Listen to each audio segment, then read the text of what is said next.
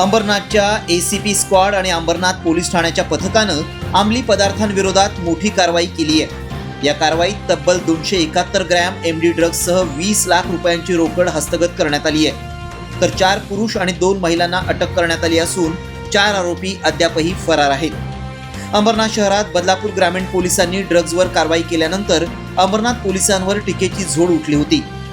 यानंतर Ambernath ACP squad आणि अंबरनाथ पश्चिम पोलीस ठाण्याच्या पथकानं सोमवारी दिवसभर अंबरनाथच्या भगतसिंग नगर आणि उल्हासनगरमध्ये छापे टाकले। या कारवाईत मोठ्या प्रमाणात अंमली पदार्थ पोलिसांच्या हाती लागलं।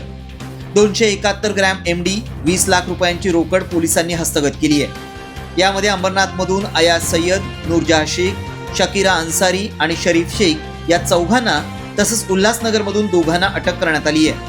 तर नियाज सय्यद याच्यासह 4 आरोपी फरार असून त्यांचा शोध सुरू असल्याची माहिती पोलीस उपायुक्त सचिन गोरे यांनी दिली आहे। काल रोजी उल्हासनगर झोनमध्ये एकूण 2 ठिकाणी आपण कारवाई केलेली आहे। यामध्ये अंबरनाथ एसीपी ऑफिस स्टाफ आणि अंबरनाथ पोलीस स्टेशन यांनी भगतसिंग नगर येथे ही कारवाई केलेली आहे। यामध्ये एकूण 33 ग्राम एमडी आणि 20,17,000ची कॅश रोकड जी आहे ती जप्त करण्यात आलेली आहे। यामध्ये एकूण 2 पुरुष आणि 2 महिला आरोपींना आम्ही अटक केलेलं आहे। त्यांची नावे अयाज शेख, नूरी शेख, शकीरा शेख आणि शरीफ शेख हे चौघांना काल आम्ही अटक केलेली आहे।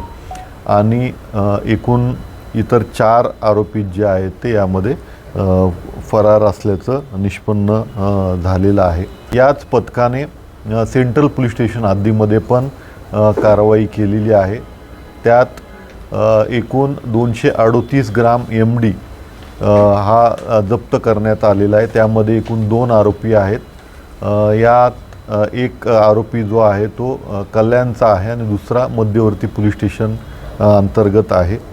त्यांनाही काल रात्री आपण अटक केलेली आहे।